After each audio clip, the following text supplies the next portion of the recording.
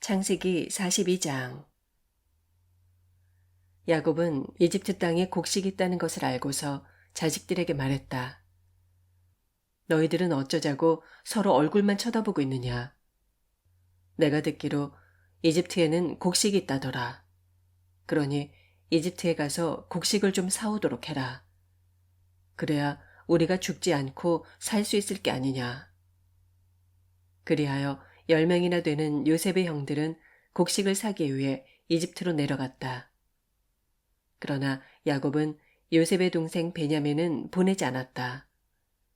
베냐민에게 행여 좋지 않은 일이라도 생길까 염려스러웠기 때문이다. 가나안 땅에도 기근이 심했기 때문에 이집트로 곡식을 사러 가는 사람들이 많았다. 이스라엘의 아들들도 이런 사람들 속에 섞여 함께 이집트로 내려갔다. 그때 이집트의 총리 요셉은 세계 각지에서 몰려든 사람들에게 곡식을 파는 총책임자였다. 요셉의 형들도 곡식을 사려고 요셉에게 나아가 엎드려 절했다. 요셉은 자기 형들을 알아보았다. 하지만 일부러 모르는 척하고 퉁명스럽게 말했다. 당신들은 어디에서 왔소? 형들이 대답했다. 가나안에서 곡식을 사려고 왔습니다.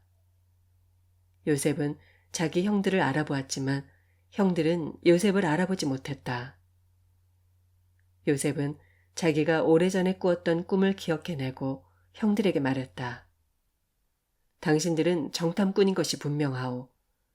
당신들이 이 나라에 온 것은 이 나라의 허점이 어디에 있는지를 알아내기 위해서요. 형들이 대답했다. 아닙니다. 총리 각하, 절대로 그렇지 않습니다. 저희가 여기 온 것은 다만 곡식을 사기 위해서일 뿐입니다. 다른 이유는 절대 없습니다. 저희는 모두 한 아버지의 아들들입니다. 저희는 결코 정탐꾼이 아닙니다. 제발 믿어주십시오. 요셉이 형들에게 말했다. 아니요. 당신들이 여기 온 것은 분명 이 나라의 허점을 파악하기 위해서요. 형들이 대답했다. 총리 각하, 저희는 가나안 땅에 살고 계시는 한 사람의 아들들입니다. 본디 우리는 12형제였습니다만 막내는 지금 가나안 땅에 아버지와 함께 있고 동생 하나는 죽었습니다. 요셉이 형들에게 말했다. 네, 다시 한번 말하지만 당신들은 정탐꾼들인 것이 틀림없소. 당신들의 말이 거짓이 아니라는 것을 증명해 보시오. 당신들은 그 막내 동생을 이리로 데려오시오. 그러지 않으면 당신들은 여기에서 한 발자국도 벗어나지 못할 것이오. 내가 파라오의 목숨을 두고 맹세하오. 당신들은 당신들 가운데 한 명을 보내 막내 동생을 데려오게 하시오. 나머지는 여기 감옥에 가두겠소. 당신들의 말이 사실임을 증명해 보이시오. 그러지 못하면 당신들은 정탐꾼인 것이 틀림없소. 요셉은 그들 모두를 사흘 동안 감옥에 가두어 놓았다. 사흘 후 요셉이 형들에게 말했다. 나는 하나님을 경외하는 사람이요. 그러니 내 말대로 하시오. 그러면 당신들은 살 것이오. 당신들의 말이 사실이라면 당신 형제들 중 한 명을 당신들이 갇혀 있었던 이 감옥에 남게 하고 다른 사람들은 모두 돌아가도록 하시오. 곡식을 가지고 돌아가서 집안 식구들로 기근을 면하게 하시오. 당신들의 막내 동생을 나에게 데려오도록 하시오. 그래서 당신들의 말이 사실이라는 것이 입증되면 당신들을 살려주겠소. 형들은 요셉의 말에 따랐다. 요셉의 형들은 서로 수군거렸다. 그래, 우리가 요셉에게 죄를 지었기 때문에 이런 벌을 받는 거야. 요셉이 살려달라고 애원할 때 그 아이의 괴로움을 보면서도 우리는 외면했어. 분명 그 때문에 우리가 지금 이런 고통을 당하고 있는 거야. 르우벤이 아우들에게 푸념했다. 그러게 내가 뭐라고 하더냐. 그 아이에게 죄를 짓지 말라고 말렸는데도 듣지 않더니 이게 무슨 꼴이냐. 우리가 그때 그 아이를 죽게 했으니 지금 그 대가를 치르는 거야. 요셉의 형들은 자기들끼리 하는 말을 요셉이 알아듣지 못하는 줄로 알았다. 그때까지 요셉이 통역관을 거쳐서 형들과 말을 주고받았기 때문이다. 요셉은 형들이 있는 자리를 떠나 서럽게 울었다. 잠시 후 마음을 진정하고 돌아온 요셉은 형들 중에서 시므온을 지목하여 다른 형들이 보는 앞에서 그를 묻게 했다. 요셉은 사람들을 시켜서 형들이 가져온 자루에 곡식을 채우게 했다. 또 형들이 가져온 돈도 각자의 자루에 도로 넣게 하고 고향으로 돌아가는 동안에 먹을 양식도 따로 챙겨주었다. 요셉의 형들은 나귀에 곡식을 싣고 길을 떠났다. 그들이 하룻밤 묵어갈 곳에 이르렀을 때였다. 그들 중 한 명이 나귀에게 먹이를 주려고 곡식자루를 풀었다. 그런데 웬걸 곡식자루의 아귀에 돈이 들어 있었다. 그가 다른 형제들에게 말했다. 내 돈이 그대로 들어 있어. 이것 봐, 내 자루 속에 돈이 그대로 있어. 형제들은 모두 가슴이 철렁 내려앉았다. 그들은 두려워하면서 서로 수군거렸다. 어쩌자고 하나님께서는 우리에게 이런 일을 하시는 걸까? 요셉의 형들은 가나안 땅에 있는 아버지 야곱에게 돌아왔다. 그들은 아버지에게 자기들이 겪은 일을 낱낱이 이야기했다. 이집트 총리가 우리에게 엄하게 말했어요. 우리더러 자기 나라를 엿보러 온 정탐꾼이라고 몰아붙이는 거예요. 그래서 우리는 절대로 정탐꾼이 아니며 정직한 사람들이라고 말했어요. 우리는 모두 한 아버지에게서 태어난 12형제로 우리 형제들 중 하나는 죽었고 막내는 지금 가나안 땅에 아버지와 함께 있다고 했어요. 그랬더니 이집트 총리가 당신들의 말이 사실이라면 당신 형제들 가운데 한 명을 여기에 남게 하고 나머지는 곡식을 가지고 돌아가서 집안 식구들의 기근을 면하게 하시오. 하지만 당신들의 막내 동생을 나에게 데려오시오. 그래야 당신들이 정탐꾼이 아니라는 것을 내가 믿을 수 있겠소. 그렇게 하면 당신들의 형제를 풀어주고 또 이집트 땅에서 자유롭게 장사도 할 수 있도록 해주겠소. 하고 말했어요. 형제들은 모두 각자의 자루를 쏟았다. 자루마다 돈다발이 들어있었다. 요셉의 형들과 아버지 야곱은 모두 크게 놀라며 두려워했다. 아버지 야곱이 말했다. 너희가 내 자식들을 모두 빼앗아 가는구나. 요셉이 없어지더니 시므온도 없어졌다. 이제는 베냐민까지 앗아가려고 하는구나. 내게는 왜 이리 괴로운 일만 일어나는 거냐. 르우벤이 아버지에게 말했다. 아버지, 제가 베냐민을 다시 데리고 오지 못하면 저의 두 아들을 죽이십시오. 이번 일은 제게 맡겨주세요. 제가 반드시 베냐민을 아버지께 다시 데려오겠습니다. 야곱이 말했다. 안 된다. 내 아들 베냐민을 너희와 함께 보낼 수 없다. 그 아이의 형 요셉도 죽지 않았더냐. 이제는 그 아이 혼자 남았다.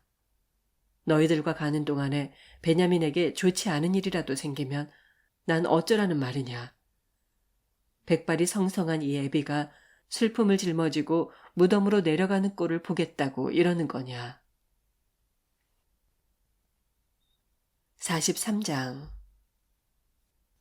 가나안 땅에 기근이 더욱 심해졌다. 야곱의 아들들이 이집트에서 가져온 식량도 다 떨어졌다. 야곱이 아들들에게 말했다.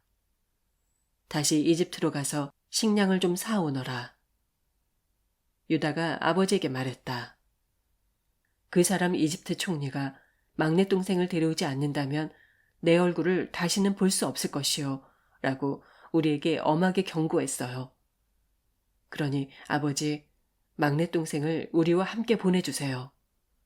그렇게 하신다면 우리가 이집트에 가서 식량을 사오도록 하겠습니다. 하지만 막내를 보내주지 않으신다면 우린 가려 해도 갈 수가 없습니다. 그 사람 이집트 총리는 우리가 막내 동생을 데려오지 않으면 자기 얼굴을 결코 보지 못할 거라고 경고했어요. 이스라엘이 말했다. 너희가 어쩌자고 동생이 있다는 소리를 그 사람에게 해서 내 마음을 이리도 어지럽게 하느냐. 형제들이 대답했다. 그 사람이 당신들의 아버지는 살아계시오. 다른 형제는 없소. 하고 우리와 우리 가족 상황에 대해 엄히 캐물었어요. 우리는 그저 그 사람이 묻는 대로 대답한 것뿐이에요.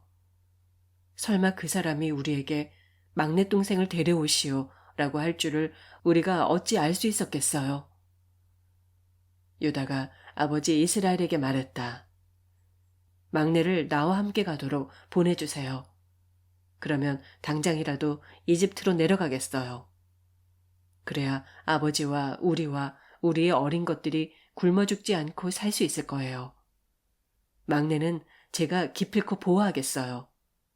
그 아이는 제가 책임지겠어요. 만일 제가 그 아이를 다시 아버지께 데려오지 못한다면 그 벌을 제가 평생토록 받겠어요.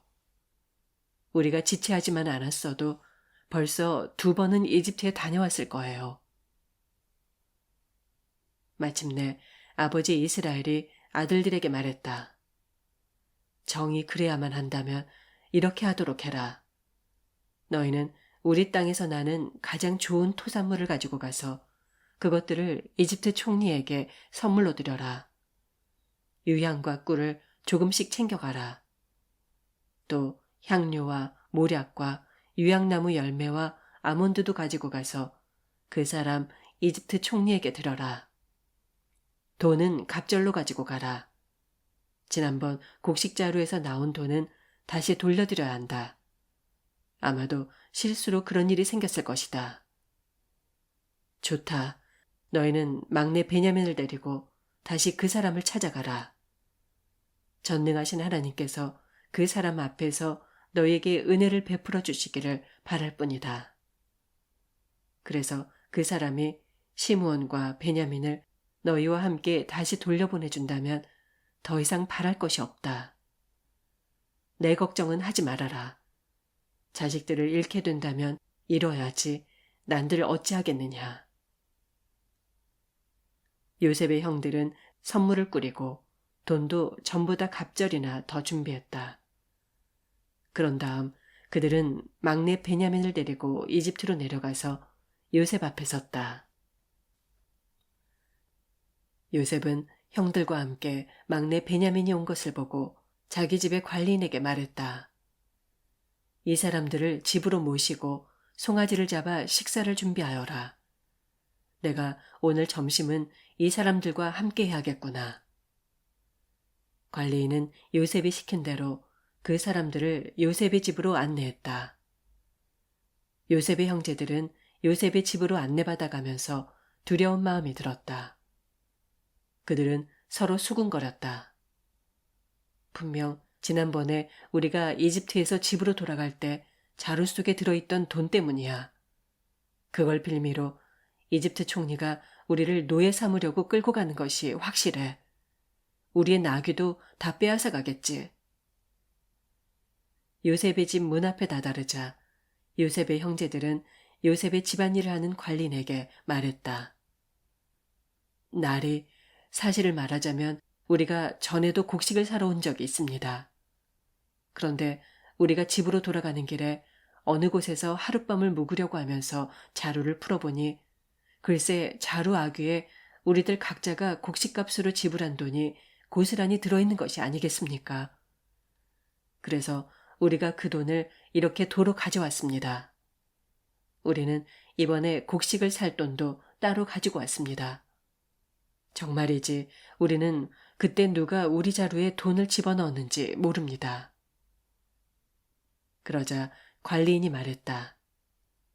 안심하세요. 걱정하지 않아도 됩니다. 당신들의 하나님, 당신들 조상의 하나님께서 당신들의 자루에 보물을 넣어주신 거겠지요. 나는 당신들이 낸 곡식값을 틀림없이 받았어요.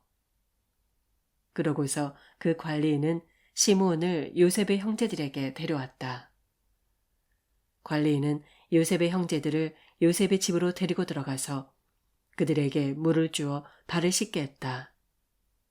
또 그들이 끌고 온 나귀에게도 여물을 주었다. 요셉의 형제들은 자신들이 요셉의 집에서 점심을 먹게 될 것이라는 말을 들었으므로 정오에 도착할 요셉을 기다리면서 그에게 줄 선물 꾸러미들을 잘 챙겨 놓았다. 요셉이 집으로 오자 요셉의 형제들은 각자 집 안으로 가지고 들어온 선물을 요셉에게 바쳤다. 그리고 엎드려 요셉에게 절을 했다. 요셉은 그들에게 그동안 잘 지냈는지를 묻고는 말했다. 당신들이 예전에 말했던 연로하신 아버지는 잘 계시오? 그분은 아직 살아계신가요? 요셉의 형제들이 대답했다. 예, 저희 아버님은 아직 살아계시고 여전히 건강하십니다. 그러면서 그들은 모두 머리 숙여 다시 요셉에게 절을 했다. 요셉은 자기 친어머니에게서 난 친동생 베냐민을 보고 말했다. 이 아이가 바로 당신들이 전에 말했던 그 막내 동생이요. 그러고는 베냐민을 향해 말했다. 얘야, 하나님께서 내게 은혜 베풀어 주시기를 빈다. 요셉은 자기 친동생을 보자 북받쳐 오르는 감정을 억누를 수 없었다.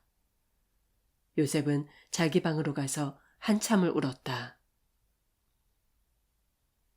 요셉은 세수를 하고 다시 자리로 돌아왔다. 감정을 억누르면서 점심을 차려오라고 명했다. 요셉의 집에서 일하는 사람들은 요셉의 상을 따로 차렸다. 요셉의 형제들에게도 따로 상을 차려주었고 요셉의 집에서 일하는 이집트 사람들에게도 따로 상을 차려주었다. 이집트 사람들에게는 히브리 사람들과 함께 음식을 먹는 것이 금기사항이기 때문이었다. 요셉의 형제들은 요셉 앞에 자리를 잡고 앉았다. 그런데 시키는 대로 자리에 앉고 보니 맏아들부터 막내 아들까지 나이 순서대로 자리가 정해져 있었다. 형제들은 서로를 바라보며 의아해했다.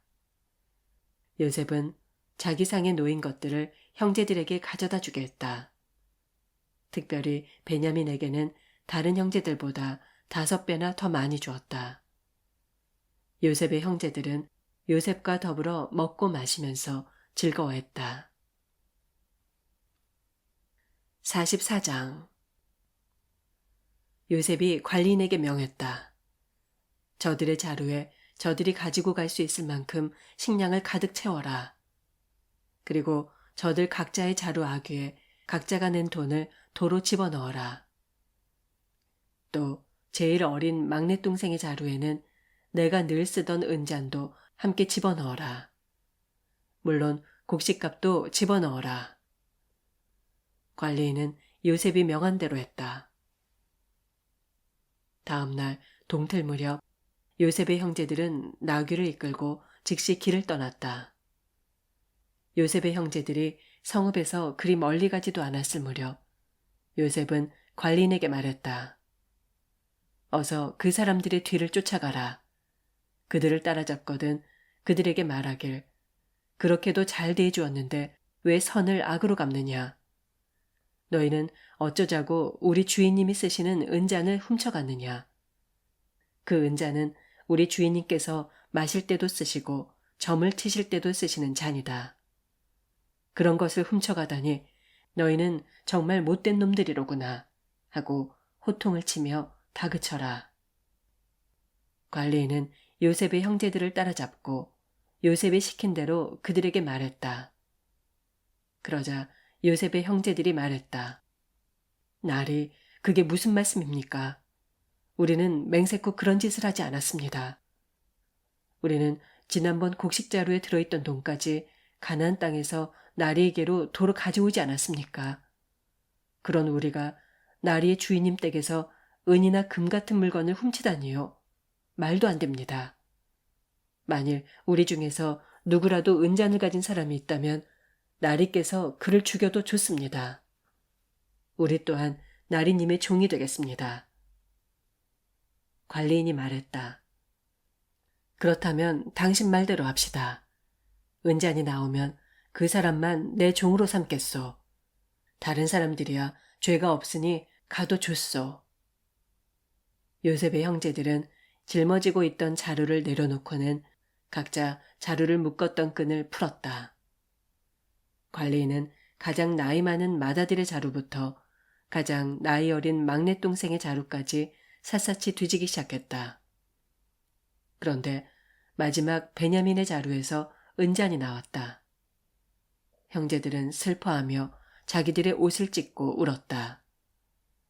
그들은 각자 나귀의 짐을 싣고 성으로 되돌아왔다. 유다와 그의 형제들이 요셉의 집으로 되돌아왔을 때 요셉은 아직 집에 있었다. 그들은 요셉 앞에 엎드려 절했다. 요셉이 형제들을 향해 말했다. 당신들은 어쩌자고 이런 짓을 저질렀소. 나 같은 사람이 얼마나 점을 잘 치는지 알지 못했단 말이오. 유다가 말했다. 저희는 주인님께 드릴 말씀이 없습니다. 저희가 무슨 말씀을 드릴 수 있겠습니까? 저희가 그런 죄를 저지르지 않았다는 것을 어떻게 증명할 수 있겠습니까? 하나님께서 저희의 죄를 이렇게 들추어내시니 우리 모두 주인님의 종이 되겠습니다. 은잔이 나온 막내뿐만 아니라 우리 모두가 주인님의 종이 되겠습니다. 요셉이 말했다. 아니요, 그럴 필요까지 없소. 나는 내 은잔을 가져간 사람만 내 종으로 삼겠소. 다른 사람들은 집으로 돌아가시오. 당신들의 부친에게 걱정을 끼쳐드리지 마시오. 유다가 요셉에게 다가가 애원하였다. 총리 각하, 부탁입니다. 제가 가깝게 조용히 드릴 말씀이 있습니다. 제발 노하지 마시고 제 청을 들어주십시오. 총리 각하께서는 파라오와도 같이 높으신 분이 아니십니까? 각하께서는 지난번 저희에게 당신들에게는 아버지나 형제가 계시오 하고 물으셨습니다. 그때 우리는 각하께 예, 연로하신 아버님이 계시고 그 부친께서 늙음하게 얻은 아이도 하나 있습니다. 그 아이 베냐민에게는 어머니가 같은 친형이 하나 있었지만 그 친형은 죽었습니다. 이제 그 아이의 엄마에게서 난 자식은 그 아이 하나뿐입니다. 그래서 아버님은 그 아이를 몹시 사랑하십니다. 하고 말씀드렸습니다. 그러자 각하께서는 각하의 눈으로 직접 그 아이를 봐야겠다고 하시면서 그 아이를 이리로 데려오라고 말씀하셨습니다. 그래서 우리는 각하께 그 아이는 아버님 곁을 떠날 수 없습니다. 그 아이를 아버님 곁에서 떨어뜨려 놓으신다면 아버님께서는 돌아가시고 말 것입니다. 하고 말씀드렸습니다. 그래도 총리 각하께서는 그 아이를 이리로 데려오지 않는다면 다시는 내 얼굴을 보지 못하게 될 것이요. 하고 엄하게 말씀하셨습니다. 우리는 다시 아버님이 계신 곳으로 돌아갔습니다. 그리고 총리 각하께서 하신 말씀을 전부 아버님께 전해드렸습니다. 얼마 후 아버님께서 저희에게 이집트에 다시 가서 식량을 좀 사오라고 하셨습니다. 우리는 말했습니다. 아버지, 저희는 갈 수 없습니다. 저희가 막내를 데려가지 않고서는 이집트에 갈 수가 없습니다. 막내를 데려가지 않으면 우리는 이집트 총리를 다시 만날 수 없기 때문입니다. 그러자 아버님께서 우리에게 너희도 잘 알다시피 그 아이의 엄마가 낳은 아들은 둘뿐이다. 그런데 그중 한 아이는 이미 내 곁을 떠나고 없다. 나는 그 아이가 틀림없이 들짐승에게 찢겨 죽었다고 생각한다. 집에서 나간 뒤로 그 아이를 보지 못했기 때문이다. 그런데도 너희가 이번에는 하나 남은 이 아이 베냐민마저 데리고 가겠다니. 만일 이 아이에게 무슨 일이라도 생긴다면 나는 어쩌라는 말이냐. 백발이 성성한 내가 슬픔을 짊어지고 무덤으로 내려가는 꼴을 너희가 보려고 그러느냐. 하고 말씀하셨습니다. 그러니 총리각하, 우리가 아버님이 계신 고향으로 돌아갈 때 그 아이 베냐민을 데려가지 않는다면 어떻게 되겠습니까? 아버님의 인생은 그 아이가 전부입니다. 그러므로 그 아이가 없다는 것을 아시게 되면 아버님은 충격을 받아 당장이라도 죽고 말 것입니다. 그렇게 되면 우리는 결국 백발이 성성한 아버님에게 큰 슬픔을 안겨드려 그분을 무덤으로 내려보낸 꼴이 되고 맙니다. 저는 아버님께 제가 베냐민을 책임지고 다시 데려오겠습니다. 만일 그렇게 하지 못한다면 제가 그 벌을 죽을 때까지 달게 받겠습니다. 하고 분명히 말씀드렸습니다. 총리각하님, 제발 부탁입니다. 제가 막내 동생을 대신하여 총리각하의 종이 되겠습니다.